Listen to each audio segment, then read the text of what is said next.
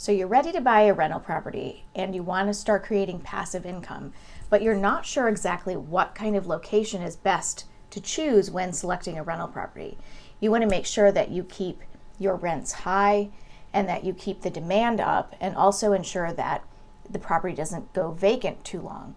So watch this video to learn about some criteria that you need to think about when you select the location so that you can make sure that your property investment is a success. If you want to get great investment and landlord advice, then subscribe to our channel. All you have to do is hit the bell below so that you can be notified every Wednesday when we post a new video.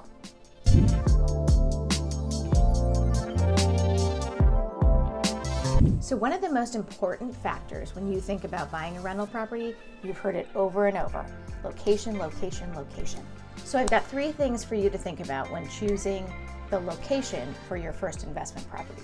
My name's Sue Richey, and I'm the broker of Richey Property Management. We help a lot of investors pick the right rental property, and then we help them manage it.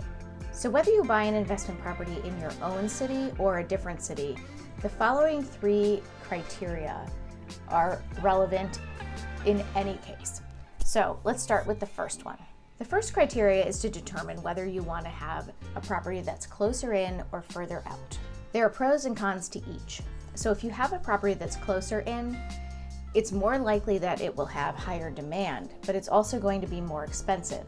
So you really need to evaluate what it costs you to purchase it and what that monthly mortgage is going to be compared to what the property will rent for. If you purchase further out of a major city, the rents will typically be less and the purchase price will be less. But when the economy changes, the demand will generally be lower the further away it is from the city. Given some other circumstances, there may be some other development and new areas popping up which can create more demand, but generally speaking, that's the case. So you have to think about what makes the most sense for you. Whether you buy something closer in, even though it's more expensive, you can ensure that it probably will sit vacant less than something a little bit further out. But that's a personal decision, so you just need to go through all those numbers and figure out which of those locations is best for you. Criteria number 2 is proximity to a metro or to major commuting routes. We get this question often when people call in on properties we have listed for rent and ask, how close is the nearest metro, or how easy is it to get to a major highway? Renters like options, and they want to know that it's going to be easy to commute. So if you are close to a metro, you're probably going to rent quicker than one that's further away and really has no other means of transportation other than a car. So that's something else to think about. The third criteria is, where is development going on? There are signs around you all the time where you start to see new buildings popping up, new office buildings, new multi-purpose buildings. In the area where our office is located in Reston, over the last 10 or 15 years, we've seen so much development. There are tons of new apartment buildings, there's new office buildings, there are ground level retail with residential up above. It means that there's demand. These developers haven't just built this without doing their homework. So you can be pretty sure that there's going to be demand for housing in those areas as well. The metro is also coming through our area, so that's another plus. So we're lucky our office is located here, but look around your town for things like that. You can also go to the county and look into what plans are coming up in the future, and then look in those areas, because you can be pretty sure that your place will be filled and the demand will be there for your rental.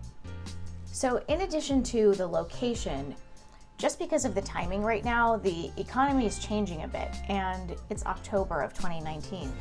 There's a lot of rumble about a recession looming in the near future. So what does that mean?